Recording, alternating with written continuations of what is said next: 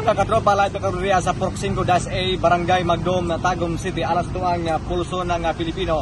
O inining orasa katropang arte na mahinabi karong usa ka panday atong pulsuhan sa tuang topic karong adlaw. So mga katropa, sir, good morning. Good morning, sir. Pangalan, sir? Renato Cordial, sir.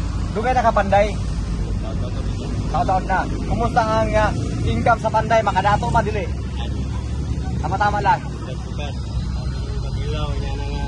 Apektado ba ka sa corruption, sir? Oo. Apektado ka? Ayan. So ito ang kuhaan karong reaction, sir. Tanggalon na lang ang 1,500 pesos ng kwarta sa nasod aron maglisod na ang mga kurap. Magsilbi ka ni sa imong paboring opinion. Sa buwang pananaw, kurang. Naging korupsyon, kasi yung isang klaseng kwarta, kurap yun. Makurap yun. Makurap siya. Okay. Pero kung ningon na nga kwa, tanggalon ng isa kaligo, Oo. kabuo, o paglahin, okay na po. Okay na sa imo. Okay na po sa kuha. Oo.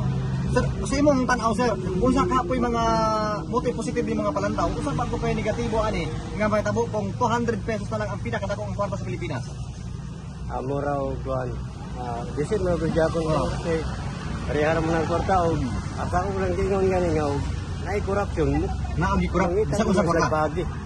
Kita mo sila pagi. Mo isang klaseng kwarta. Ayan, sige sir. Salamat sa imo. Sir, mensahe na lang nimo sir sa mga kurakot. Siguro ato na lang siguro hininayon og hipos ang atong mga kaugalian nga pagpangurap sa labi ng kwarta sa bayan. Kulisod man po doon, magsige na lang yung tayanin, yung daghan. Ang number 1 may matutuhan namin, mga pobre. Di ba?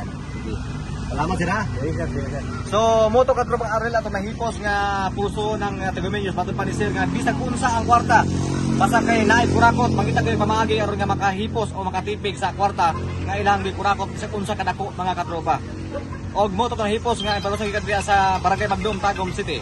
Alas sa Pilipino para sa Pilipinas, katropang Laro Sanyol, Excellent News.